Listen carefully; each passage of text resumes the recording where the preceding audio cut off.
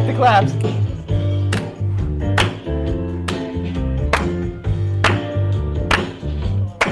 Oh God, my computer's unmuted. No, we're back. Oh geez. We are back, Michael. Here we go. Oh gosh, I didn't mute it. We're live.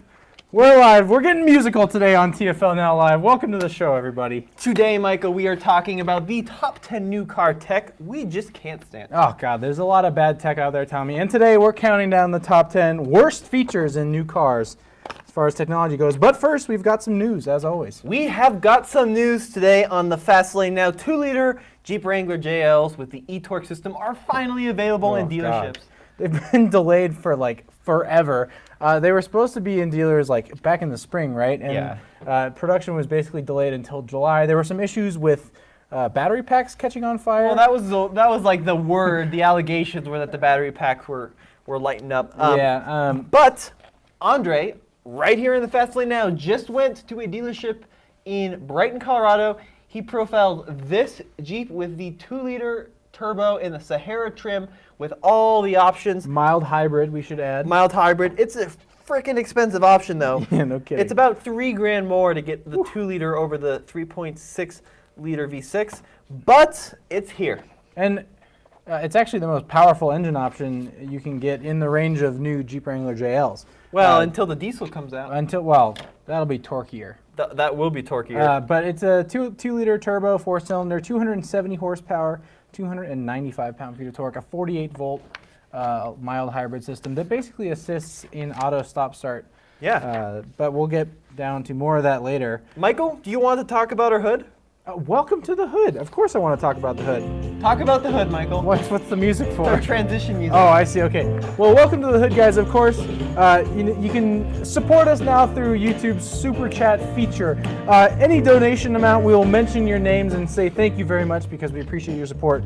$10, we will give you a TFL truck sticker. Be sure to send us an email to info@tflcar.com with your address so we can send you your swag. $25, you get a patch. We have TFL truck and TFL car patches.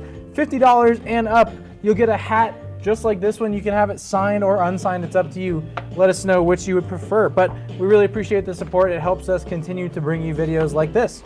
And our transition music over. Oh, look at that. Donate $100 or more, and Michael and I will sing to you at the end of the show. That's true, $100 or more, and we will sing you a song. This song, actually. We're going to sing along with this catchy tune. We'll sing along to the song Soul Survivor on Epidemic Sound. Yeah, you're not going to like it. Let's get right into the... Oh, they're going to love it. We're great singers. Oh, yes. Let's get right into the list, Tommy. Let's just go for it. Let's just go for it, Michael, because number 10 on our list is voice-activated control. So how this works... You push a button on your steering wheel, you ask for the climate control to be lowered just a little bit, and all of a sudden you're listening to that rap music that you didn't want to be listening because it misunderstood you.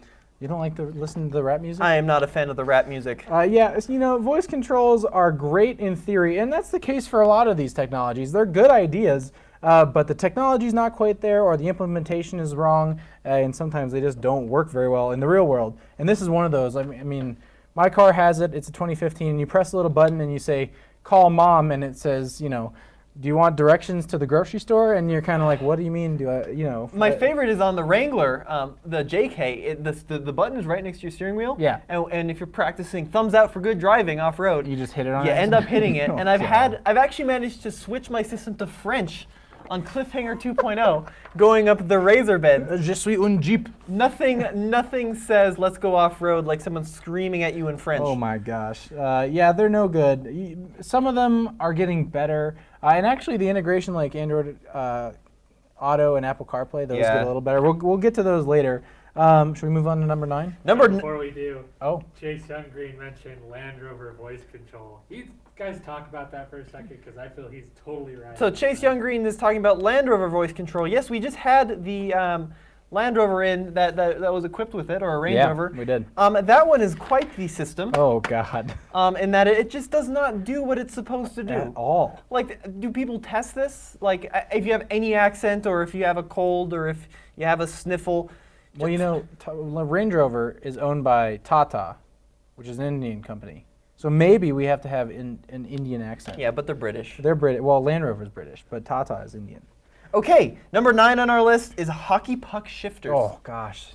Another one that's just, no, look at that. Who wants to just spin a little disc around? But hold on, Michael. No. Have you seen like the Evoque or the Jaguars where they raise out of the dashboard? Yeah, that's cool. And then you still have to use a hockey puck shifter, which is no fun. It's like, the nice thing about a real lever shifter or even a column shifter is you get that feeling of like chunking in the gear, You kind of go foonk, and then you're like, car shudders a little bit, and then you're off and you're ready to go. My issue with these is I have a really hard time using them on the fly, so I can't just like spin them and off I go. I have to like look at them. Reverse is always like a click they're like oddly imprecise too. It's kind of weird. Yeah. But they're becoming ever more popular because auto manufacturers want to save space. Yeah, so you stick this knob in here like in this Ram truck. Yep. You don't have to have a big lever or a big floor mounted thing. It's just a tuk.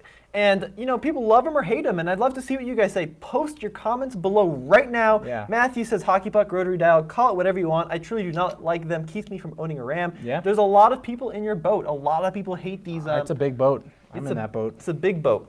Number 8 on the list. Should we keep going? No, we shouldn't keep going. I'm not done talking about rotary shifters. Keep talking about rotary shifters. I also don't like joystick shifters. Oh God. Yeah. Well, okay. So there's like 3 different varieties. So this one is commonly found in like BMWs have the joysticks all the time, where it's kind of like a normal lever, but it doesn't move physically. It just kind of clicks and then bounces back into place. Yep. Hey! Ring it like a man, Michael. What? Travis, $5, proud Patreon supporter. You are the bomb, Travis. Thanks, Travis. Thanks for that. That's really nice of you. Oh yeah, and $5 gets your name written on the hood. Welcome to the hood, Travis. Thank you so much. As we were saying about these shifters, the joysticks are no good either.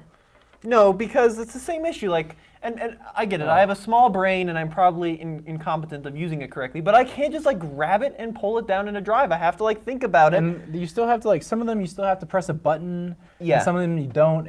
There's no standardization here. The thing is though, and I know the comments are going to be like, well, I've owned this for 14 years, and now I can do it with one finger while my kid is sleeping in the back, and it's perfect. And yeah, I get it, but like it's still not ideal. So we're just gonna go. Please bring back a traditional shift handle that moves. Please. And you know what those are called? Or what? No, what are they The called? different like places where it stops. What's that? Detents. Detents. Okay, that makes sense. Or alternate choice, just to offer a manual transmission and make everybody happy. Well, the other one that's really bad, that I don't know if we have a picture of, is the push buttons. Like Honda now does these button transmissions. I did not include that. But it's kind of cool. I kind of like the buttons. No, the buttons they're not cool. Like same issue, you can't use them if you're like, jumping in the car for the first time. But like, it's kind of like you get used to them a little bit. You're like, oh, boop, there's drive. So the Edsel had the push buttons in the center of the steering wheel. Yeah. You know what car had a weird combination of like all 3? What? The Genesis G70 has, and I think Audi does this too. It has the joystick that looks like a normal shifter, but it kind of bumps in and out of gear. And then park is its own button, not on. It's like the park gear is its own button somewhere else. Too much. It's really confusing. It's too complicated. All right, now we should move on to number 8. Okay, number 8 on our list is auto start stop. Who mentioned it right at the beginning? Someone said it. Sweet comma black. I gotta say the engine auto start stop feature better be on this list. Well, there you go. Start comma black. It is on the list. So, Sweet comma black? Sorry, I'm having a hard time with that name. So what auto start stop does, if you don't know, is you stop at a stoplight, the engine turns off. The idea is you let off the brake pedal, engine starts up, and you can keep going. Right. It's a fuel economy measure, and usually there's a button to turn it off, but that's changing. That is changing. This is your favorite button if you have a car that has auto stop start as standard. Some cars have buttons, and some cars do this really frustrating thing where you press the button right, and then you turn your car off. When you get back in, the button needs to be turned off again. Well, I it just think resets actually, every time. That's quickly becoming mandate now, right? Yeah. I mean, and it's all in the name of fuel efficiency and emissions. And like honestly, I'm in the boat where I don't hate auto start stop. Where I hate it is when it's super hot in the summer and your air conditioning system is tied to your engine, and it shuts off your compressor, so you just get like wafted with hot air while you're stopped at traffic. Terrible. Yeah, that's no good. We got to do a shout out to Brandon, who says, "Where did you guys go to college?" We're here in Boulder, Colorado. We both went to the University of Boulder. University of Boulder. University of Colorado, comma Boulder. That's Go how you Buffs. can tell we went to That's CU Boulder. that Colorado education right there. So there's certain vehicles like the new Buicks. Mhm. I was just in a Buick last summer where you couldn't turn it off at all. Ugh. Which is like, honestly though, unless it's a big old diesel, I've had some issues in certain diesel products where it's like, brr, brr, brr, brr, brr. Yeah. But you know, most modern vehicles is pretty seamless. They're pretty smooth, and actually, that like the mild hybrid systems, like we were talking about in that Jeep, do a very good job of mitigating the sort of jarring nature of auto stop-start systems. I actually have to look into this, but I was recently in the Jaguar E-Pace. Mhm. And I don't know if any of you guys noticed it when driving it. I didn't get to drive it. Maybe it's just me, you know, being paranoid. But if I was at a stoplight and the auto start stop had the engine off, and the car in front of me started moving, it would kick on Really? before I took my foot off the brake. So I think what it was Oh. doing was monitoring traffic in front of you. When that was starting to move, it would know, okay, he's about to move. Well, that would make sense, right? Because it could use like the adaptive cruise radar system Yeah. to just know when the car in front is taking off. That's pretty clever, actually. Yeah, so I thought that was really cool. I don't know if that's an official feature or if it was just the Jeep being cool, or the Jaguar being cool. But number 7 on our list is lane keep assist, and I have never seen a Oh. lane keep assist that I like. I've only encountered one or two. Now, here's the problem with lane keep assist. It's very intrusive, right? Sometimes you want to just kind of move over a little bit, and if the lane keep assist system determines that that's a bad idea because you're leaving a lane, then it'll just kind of force you back in the lane. Exactly. The next problem with them is that a lot of them don't have a way to correct you once you're in the lane, so they'll bounce you back into the lane, right? But then they won't straighten you out in the lane. So Right. then you just end up ping-ponging back and forth between the two stripes down the road, and that's no fun because then you're just kind of bouncing around the whole time. Right, and some of them are too sensitive where they kick in way before you're even close to leaving your lane. Some, like you said, shove you back the other way. Yep. And most of the time we end up just turning it off on our press vehicle. So the Almost first thing we always. do is click the button. There's obviously, you know, lane keep mitigation too, Yeah. or warnings, lane departure warnings. Right. Where it'll beep at you or it'll flash at you. And those are even more annoying in some case. Almost, yeah. Yeah, so let's do some shout outs here. Yeah. Go ahead and read down the list. What are people saying? Sweet coma, is it comma black or coma black? I'm sorry, sweet. But yeah, I always disable my auto stop start in my Audi. I hate it. Are you transition musicking me again? It's our shout out music. Oh my gosh. Joey's cleaning lady says lane keep assist is good for distracted drivers. Joey's cleaning lady's pretty spot on there. I guess so. You're not wrong. I'll- Chase says he likes lane departure warnings that vibrate the seats on the GM trucks, but it's not correcting it on its own. Yeah, I don't mind the one. I suppose I actually kind of prefer the ones that don't actually correct you. The ones that are the worst correction is the ones that brake and move you out of the lane. Yeah. That's really annoying. It's like I don't need to slow down necessarily. Well, shout outs over. The music has stopped, Shoutouts are Michael. done. Yep. It just ended. Number 6. Number 6 on our list is complicated Oh. infotainment systems. Oh, jeez. So you shouldn't have to go through 5 menus to figure out how to change the radio station and adjust your presets and change the volume and also turn on the windshield wipers. No, you should not have to do that. An infotainment system should be there to make your driving experience more fluid. You should be able to interact with your car easier. It should not be some complicated system of menus and buttons and confusing screens that don't really help you out at all. It should add, all of this tech should add to the driving experience, and so often this tech just subtracts gosh. from the enjoyment of driving, or even sometimes the safety of driving. Yeah. I mean, distracted driving is such a big problem here in the United States, but you kind of add to it in some ways with all these super complicated infotainment systems that take 48 minutes to figure out how to set a preset. Yeah. Like, no, it's terrible. It used to be that at one time you can push and hold a button and your preset was set. Yeah. Now, first of all, buttons are going away. Preset Right. buttons like 1, 2, 3, 4, 5, 6 are going They're away. gone. They're stuck in menus, and you can't just now in a lot of vehicles push and hold a preset icon. You have to like go through sub-menus to set a preset before you can even use it. It's supposed to be faster, and it just ends up taking a lot more time. What's your least favorite infotainment system, if you had to pick one?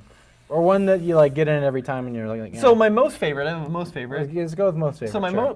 the best infotainment out there, in my opinion, is the Chrysler Uconnect system. Uconnect is really good. So it's 8.4 inches is the typical Uconnect. Yep. They have a nice set of like dock, I want to call them docks, like an Apple on the bottom to have, you know, radio, climate control, navigation, easy to use. And then once you're going between menus, it's simple and it doesn't take a lot of thought and the buttons are big. My test for an infotainment system is you know, how quickly do I get in a car and figure out how to get to every single item, you know? Yeah. I mean, when we get press cars, we get to sit in them, we get to play around with them, and you like to try and see how many features you can access pretty easily, right? Yeah. And there's certain systems that you get in, and it's just impossible to find things without looking up a guide on the internet or going into the owner's manual and figuring it out. And, you know, of course, with any system, you get used to it after enough time, right? Right. But the measure for me at least is, you know, how easy is it to learn and understand without any outside help? I still really miss the best infotainment anywhere, and I'm going to stick with it,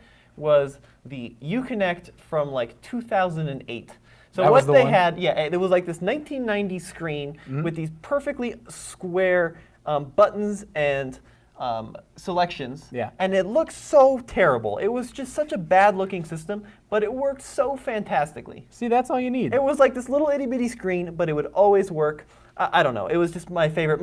Some of my least favorite mentions are, you know, BMWs. I still struggle with iDrive. BMW is hard. Mercedes is difficult. Toyota is difficult. Toyota's no good. Toyota used to be super easy, but their new stuff That's is... BMW right there. Yeah. They like to do like these nifty little, I don't know what you'd call them, like interactive submenus. Yeah, they have. Well, BMWs is weird too because they have like gesture controls that don't always work. That's a very whole well. nother Yeah. show.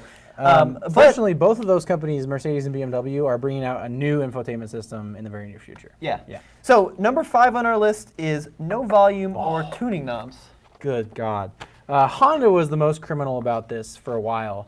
Many of their products had like this weird little touch bar deal right there. Look at Zach go. Right here, right? You just touch this little kind of touchscreen interface deal. And it just, you know, when you're driving, you need something physical to grab onto and just turn a knob. You don't need to press some weird button. Just turn the knob. Just turn the knob. That's all you need to do. All it takes. The knob has been around since like 1924 in cars. Yeah. And nobody has made a better knob. The sliders aren't better. Nope. Buttons aren't better. Nope. You know, gesture sliders certainly are better. Nope.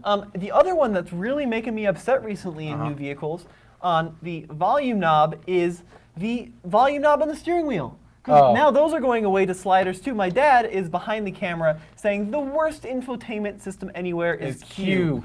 Oh, Cadillac Q is no good. That's Roman, to clarify, just walked out from the other end of the office, walked into the studio just to tell us to say that. That's how bad it is. Oh man, like this. Let's talk about Q for a sec. Let's take a pause break and talk about Q. Because Q is just... They're really getting Oh musical man, with this one today. is called funeral music. Oh for my, Q. rest And in peace, Q. It used to be that, you know, the Q system was completely touch-based. Yeah. So even like the climate controls would have little sliders and little buttons and knobs to touch. It was just a mess, and it's kind of getting better now, but it was slow to use and it was a pain in the butt. Anyway, that's our Let's Q. have a moment of silence for Q. And we're done. Okay, moving on. Number 4, touchpads. Touchpads. Touchpads. So this is actually kind of connected to the last one, which is infotainment systems, or to number 6, I mean.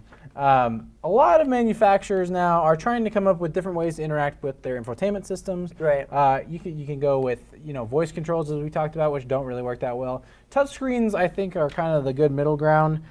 There's the rotary dials. Those actually work pretty well. You can usually figure out how to use those without taking your eyes off the road too well. And then there's the touchpads. So touchpads can be used in Lexus as the primary way to navigate, right? Where the idea is like you're using a phone. You can just move your finger around and swipe things and select things. But it's great when you're on a phone when your entire concentration is like, okay, I want to push this button. But when you're on a car, first off, unlike your phone, right? These touchpads aren't directly interfacing with what you see on the screen. Right. You're touching down here, and then it's displaying. It's like a trackpad on a laptop. Yeah. You know? And it just doesn't work in a car when you're hitting bumps and you've got screaming babies behind you and you're So trying to poorly. change lanes. It's just not working. It's absolutely infuriating. Yeah, so that's a big issue with me. Lexus, I think, is probably the most infamous for this. Lexus is no good. Mitsubishi also uses it. Acura, they all use touchpads.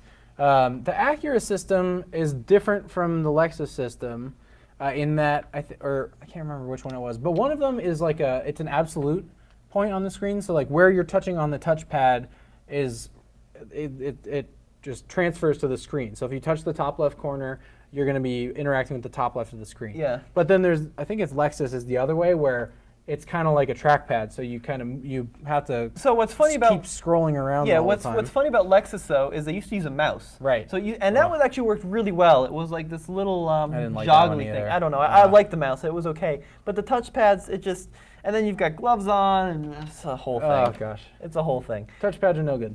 Okay. Number 3 on our list, Michael. Yep. Pop-up heads-up displays. So heads-up displays are really cool because it's a nice reminder that we do in fact live in the future. But specifically here, we're talking about combiner-style heads-up displays. So there's 2 kinds. There's a projector, which kind of beams an image up onto your windshield. And then there's these combiners, which just have this cheap little plastic-looking screen thingy that usually folds out. So the idea is it's a more affordable way for a manufacturer to do a heads-up display. Right. So instead of projecting straight onto the windshield, they're projecting on this little piece of like Lexan or clear plastic. Yeah.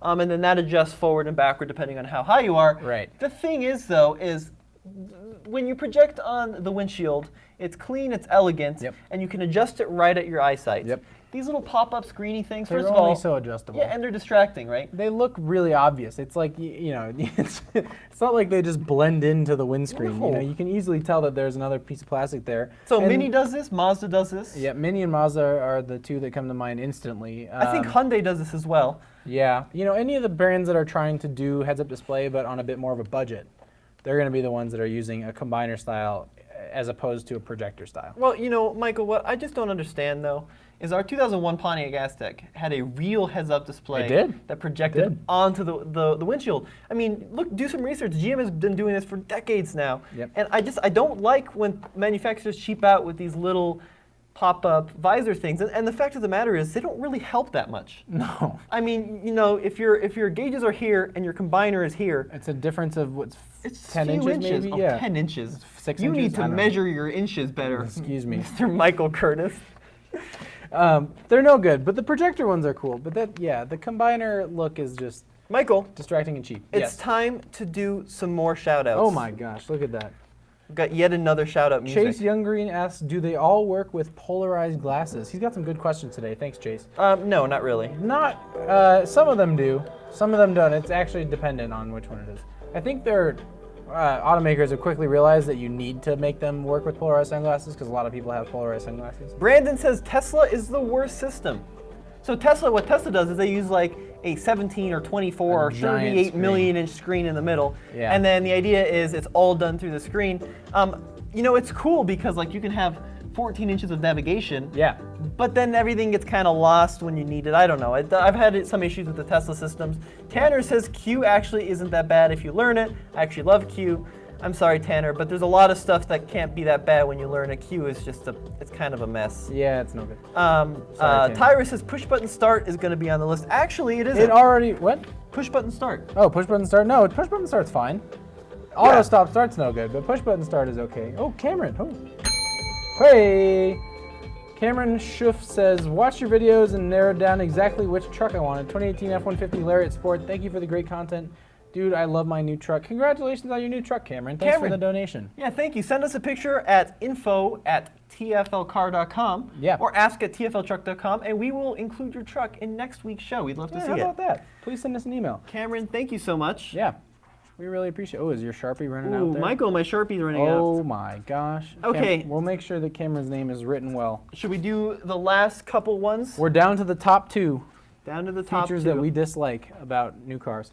Number 2 is paddle shifters on every car. Every new car with an automatic transmission these days seems to have paddle shifters, which was like kind of a cool novel feature at first, but a lot of the cars that have them don't really need them or don't have a purpose for them. Yeah, they're really kind of useless. Like this Mitsubishi, for example, has a CVT, a continuously variable transmission, which literally does not have gears. So all you're doing with the paddles is picking between a set of pre-selected ratios, which kind of act like gears.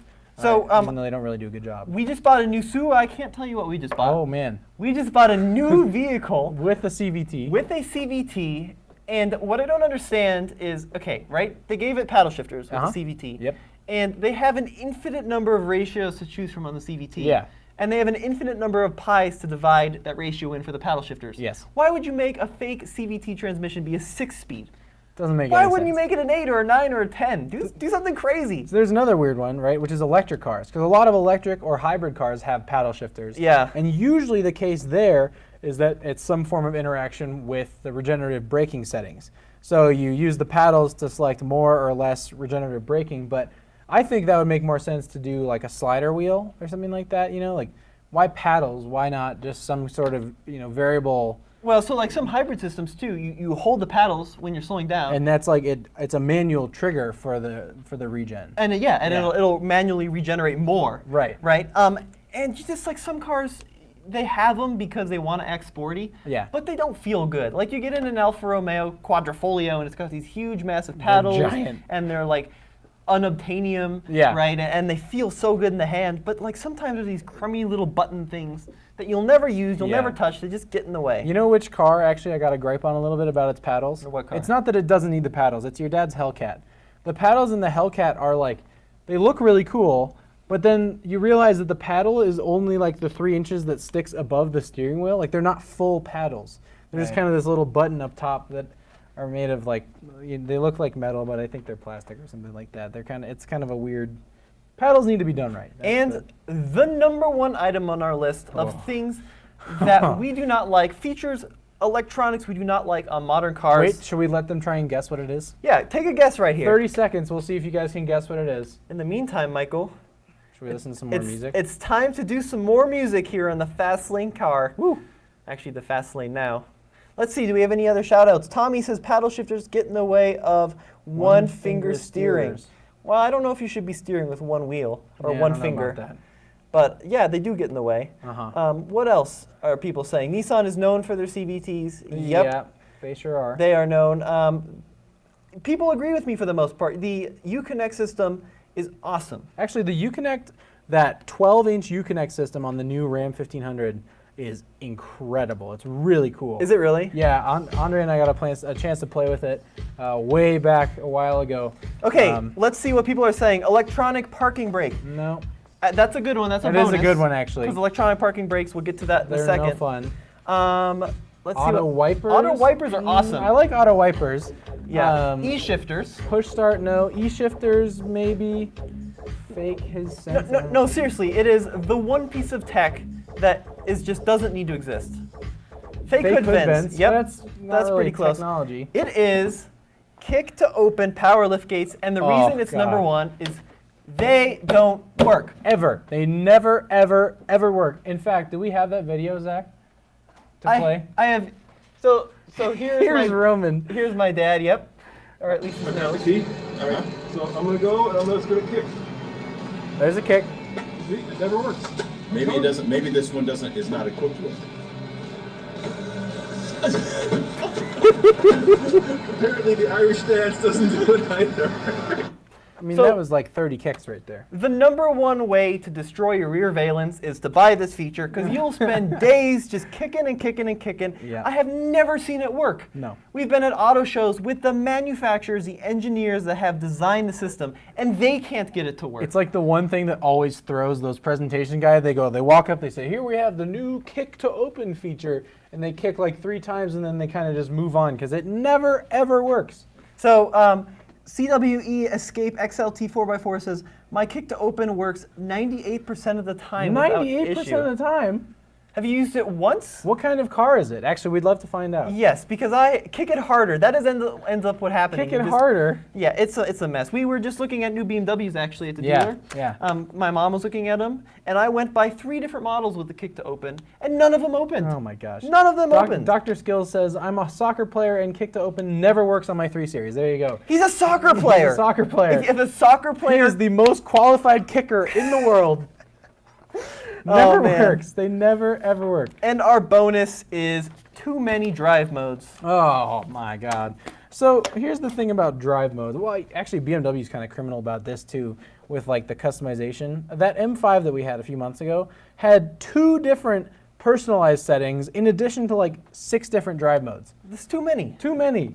Like, the engineers can just give us like 2 modes. There's sport mode and comfort mode. And just let us drive, you know? It's the engineer's job to come up with the perfect balance of ride and handling and comfort. I just want maybe like 2 modes, right? Yep. If I have to go through and choose 14 different settings to exactly how I want my transmission to act and how my suspension to soak up every little pebble I hit. No one needs that. Oh, gosh, it's awful. just too much. And our second bonus, just because All About Vehicles asked for it, is the electronic parking brake. Yeah, electronic parking brakes is a good one, actually. We should have put that on the list, perhaps. But having a nice, like the hand crank parking brake, A, you can do skids, which is really fun, but B, it's just kind of more satisfying to go. Well, it's slow. It only disengages in certain situations. The new Suba, I can't say what car we bought, has one. Yep. But I've never used it. Okay, here we go. Okay. Street Muscle 215 says, you do realize you have to have the key fob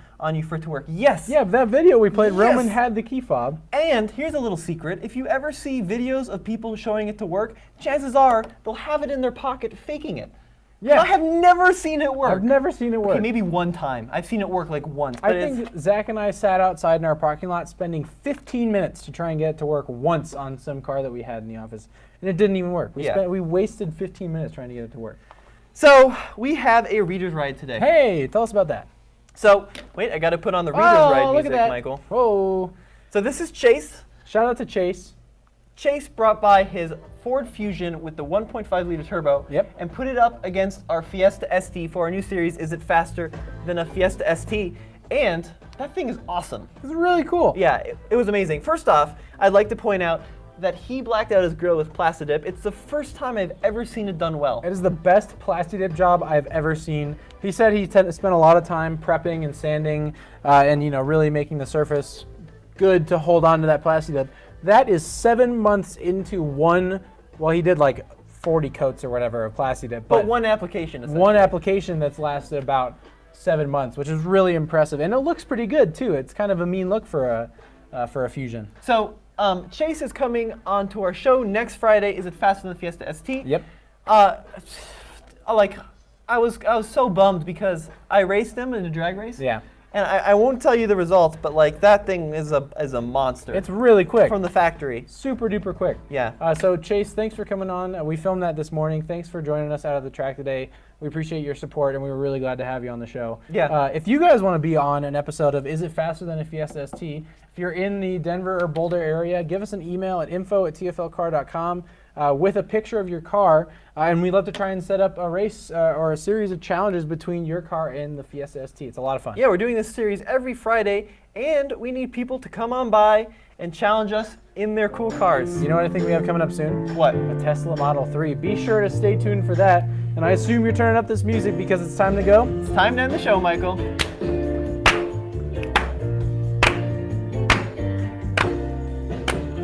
This is awkward. Zach, cut the show. We got Cut the show.